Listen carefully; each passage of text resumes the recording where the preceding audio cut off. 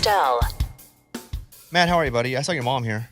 Yeah, I got Mom here. Big week for us, so Mom came in to hang out with us. My Aunt Sheila's here as well, too, back there. I brought the crew, man. As long as they hold the door open, I keep letting people in. That's funny. I like your mom as much as you. I get that a lot. Yeah, and I know. I know your mom. Your mom. Yeah. Let's talk about her for a second. Yeah. She has a really cool background. Like she was like a superintendent forever in education. Now then she was like president of superintendents. She was learning them kids. Was it hard to have a mom in education growing up?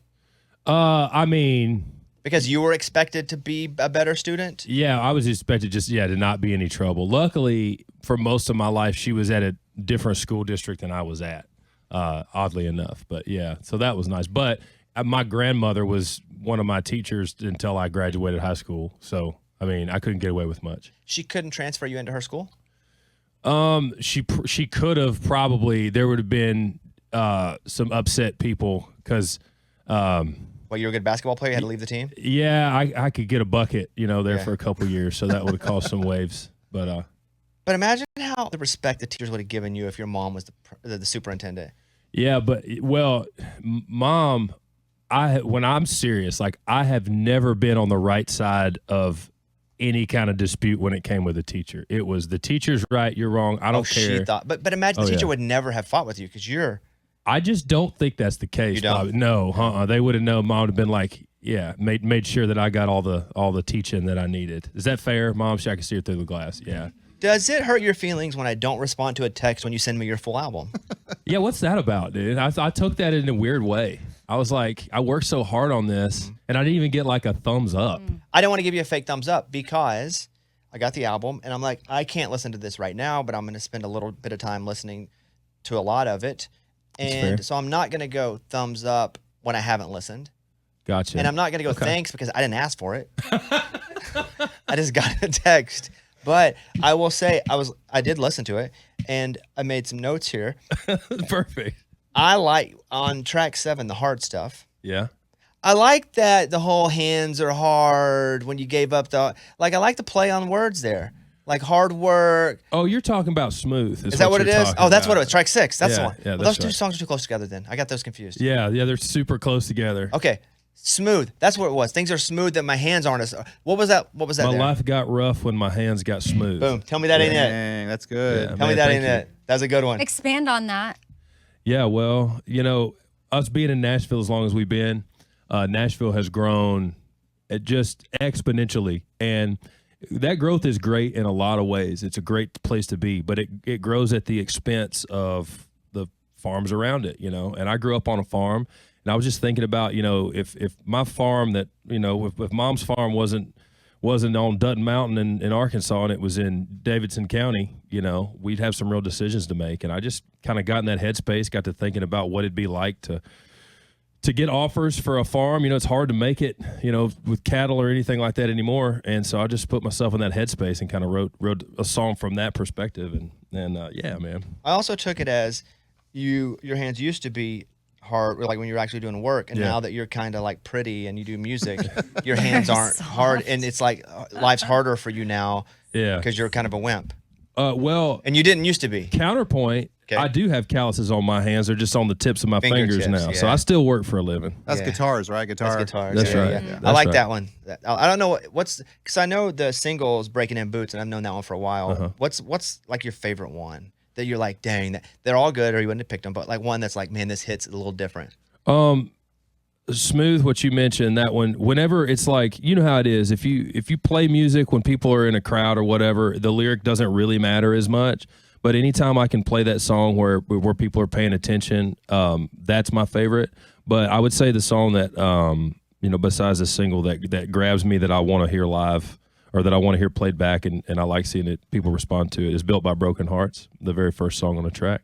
I didn't know it was going to come out that cool, honestly. That's a compliment to Joe Fox that produced it. Why that song? Like what lyrics or what message about that stands out to you? Well, that whole first verse is absolutely autobiographical. I grew up, we're from Arkansas, but I grew up a lot in South Florida with Mom when she got remarried. And so I spent a lot of time between Arkansas and Florida and said goodbyes a whole lot to family.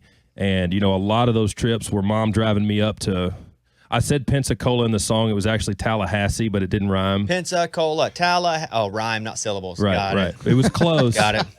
Corolla rhymes with Pensacola, and that was true. So, and sometimes it was Pensacola, but most of Tallahassee. Doesn't matter.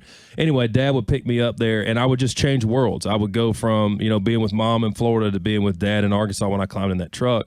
And, I was happy to go, but I was sad to leave Mom, and then vice versa when I would come back the other way. And I got through a lot of that with my headphones on. And it was Jagged Little Pill, and it was Storms of Life, Randy Travis, and it was What's the Story, Morning Glory, Oasis, and it was everything on country radio. And it's probably why I love music the way that I do. And that's what that song is about at its core. So the album is out today. I have it in my phone, and I listen to it. I just want you to know that. And now, watch this. I'm going to reply to the text right now. Hold on. I'm an emoji right here. Hold on. Give me the but I wasn't going to give you a non-authentic thumbs up. Yeah, I mean, some might... No response at all. Like, he messaged me. No response. Yeah, none. And some might construe, a thumbs up as cool, received, or awesome. Listen to it soon, buddy. Well, wait. When he sent the album, did it come with a question, Bobby? No. No? It just, You're right. okay. I'll tell you what he texted me. Hold on. Listen to it. Thought it was above average. Some... even great. Ooh. Can't wait to see you on the show. Hold on. But you're here. Shh. Okay.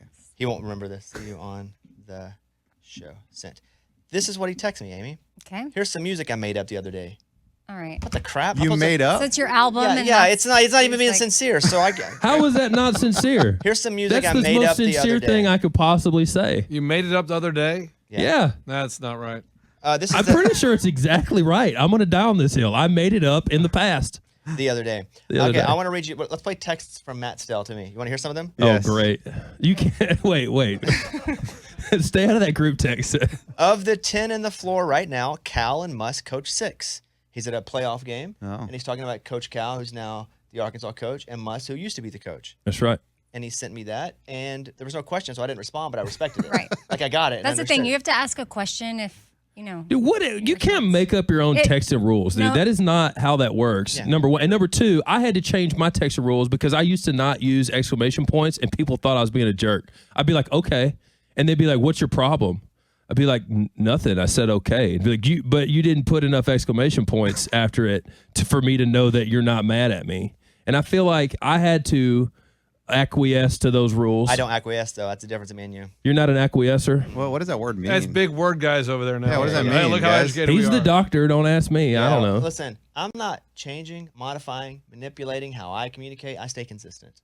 You may not like it, but you know. Here's another one. This is text with Matt Stell. Last night was my first night back in the game. Got a CJ Stroud base rookie 10. Lost money, but that card will be worth something someday. He jumped on a break?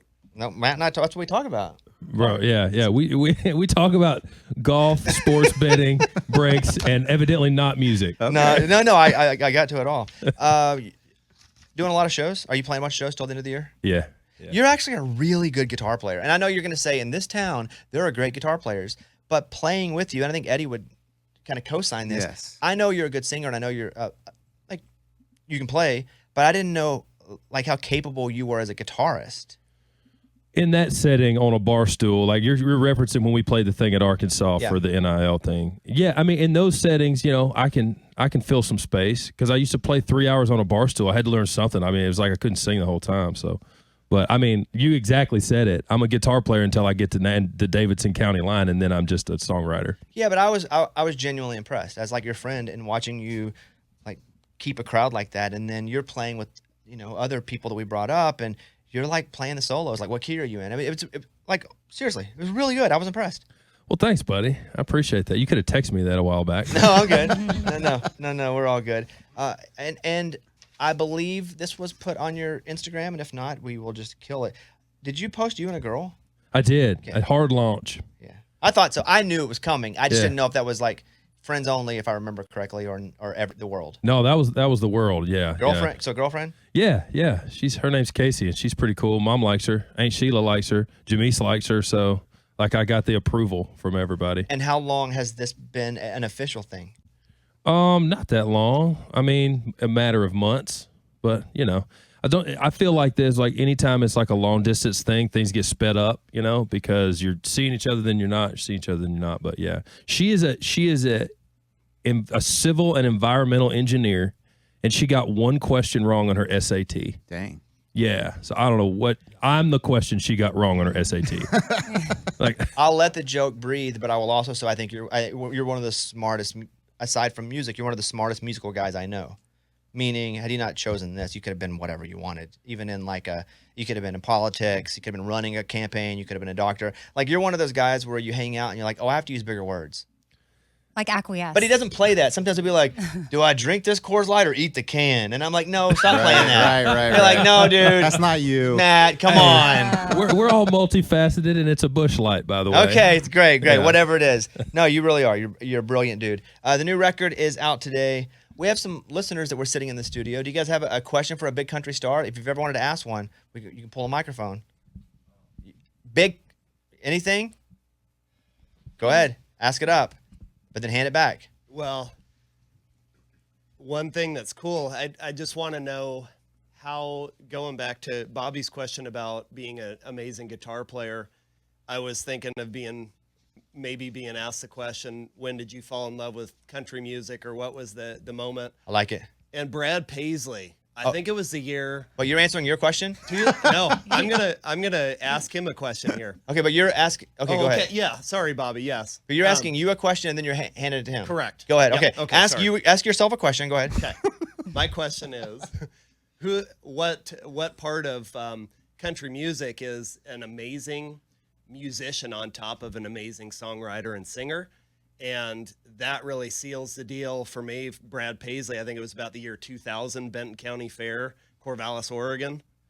God's country, go Beavs, Beaver Nation. And I remember the song, and I watched the video last night. And I wish MTV still existed, because so many people never see music videos. YouTube, though. The song, correct. Yeah. Yep. Me neither. Watch that video. Watch Brad Paisley. And that was me. I was about 5 feet from the stage. So the question for you, going back to Matt, do you love your music? As far as the guitar playing, how young were you when you started playing? And did you have formal instruction? What did that look like? What a great question. Good question. Great question. Thank you Great for that question. The one he answered or the one he asked? Well, go Listen, ahead. plenty of context. It's It all made it related. clear. Yes, yes, Yeah, go ahead. exactly. Well, I mean, I just don't want to give the listeners the idea that I'm like a shredder, because I'm not. I can play on a bar stool, But I started playing guitar. So my mom got me a guitar when I was like 12, and I played it that Christmas morning, and then it went in the closet, and I never messed with it again. When I was in college, I played basketball, and it's a winter sport. So you're on campus the entire winter break, and you're just playing PlayStation with your teammates or traveling, or if coach is mad at you, you're running a lot. But I had a lot of downtime, no classes, nobody was on campus. So I just sat in front of my computer screen, and Mom brought that old guitar up to a home game, and I just sat in front of my computer screen and learned how to play all the acoustic songs that you would think somebody would learn how to play. And that's just really how I started. First song you ever learned that you could play, sing and play? Oh, man. I would say, it was probably like Seminole Wind was one of the first ones I ever played. It probably wasn't the first, because there's 4 chords instead of 3 in that one. But I'm going to say Seminole Wind, just because it was early on that I had learned how to do that. And it sounded different. What was your first song you learned how Smash to Mouth, play? I'm a Believer. But it was the Monkees, but I did the Smash Mouth version from Shrek. Interesting. Because it was like 4 chords. Dun, Dun, dun. It was the same thing. I just knew like 4 chords. And then I saw her. Chord. Back again. Chord. It's the same thing over and over again. Yeah, mine was Metallica, Nothing Else Matters, because it was like ding, Ding. ding, ding, Yeah. ding, Uh-huh. ding, ding. But you could do the whole the- thing. And then I had to figure out the rest of it. But the beginning part was my first ever. Okay, here's the deal. Matt Stell, new record out today. We're gonna play "Breaking in Boots." I don't know. Give me a sound bite about this song that the audience is gonna go, "Wow, I really like that song." Breaking in Boots is about me getting my heart broke at a bar here in Midtown from a girl that I've never met. I saw her across the bar, and I went to say what's up, and I tabbed out like an idiot before I went to talk to her, and she was gone by the time I got there, and I thought, oh, I fumbled the bag. My life, the one now was the one, and I was in a real bad place about it, and I went and wrote this song. Wait, did you ever see her again? Ever? No, I've never seen her. She doesn't even know she's on the radio. Don't know her name, but shout out to homegirl. May not be alive. Right. You could have opened your tab back up, right? Just order another beer. No, the problem was exactly though. But the problem was, why did I tab out? I was gonna go ask to buy her a beer. It's so stupid. It was like the order of operations. Pressure got to you, man. Well, but Yeah. what this made possible is now you have your new girlfriend. That's right. If it wasn't for that, Yeah, you know, dude, take unanswered the prayers. energy down about how you missed out on this one. Yeah. You'd be like, I mean, let's just, But it- let's just but it pull was it no back a big deal. little bit. It you was know? no big deal. Yeah, Yeah. Golly. It was she had on a pair of boots that were almost exactly like these, and that's what I was gonna. It's